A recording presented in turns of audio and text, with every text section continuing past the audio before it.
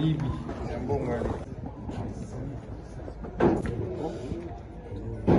Tout fait pour réhabiliter toutes ces installations qui accompagnent le cachot. Les détenus désormais vont se laver dans les bonnes conditions. Il y aura des toilettes qui sont de 10 et seront beaucoup plus à l'aise. De l'autre côté, si je peux vous montrer aussi d'autres cachots qu'on construit, des cachots modernes avec l'aide de la MONUSCO.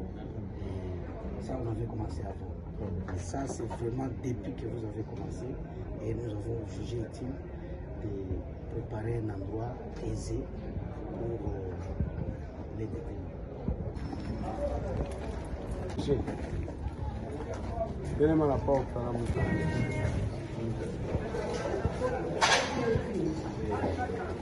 Ça sont des cellules pour les autres.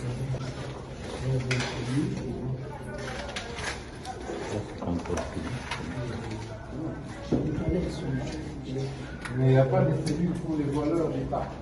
Nous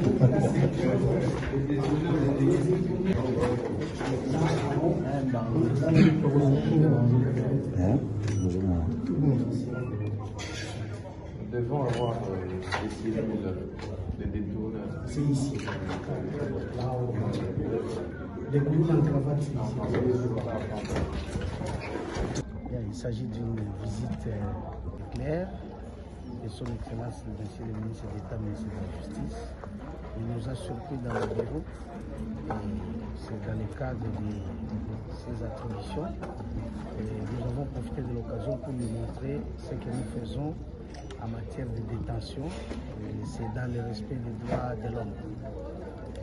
Nous avons profité de cette occasion pour qu'il puisse visiter nos cachots et les conditions sanitaires, car depuis son arrivée, il a donné un ton et dès lors, on a trouvé qu'il fallait commencer à aménager les endroits d'aisance pour les détenus. Il a eu à voir que nous sommes en plein chantier et je pense que nous aurons toujours besoin de lui pour l'accompagner. Et juste quand vous voyez au-dessus, c'est un étage là-bas, nous sommes en train de construire et c'est là au-dessus où il y aura les colonnes en cravate. C'est prévu déjà à l'étage. Le nuisance sonore, comme vous avez remarqué, le ton est lancé et nous continuons. C'est chaque jour jusqu'à ce que nous avons obtenu une ville plus calme que possible. Et les matériels saisis ne sont pas retournés. C'est envoyé à qui de droit. Et là, c'est pour que ça soit saisi. Et nous remercions encore une fois l'Excellence Monsieur le Ministre pour son accompagnement dans cette décision qui vient renforcer la loi.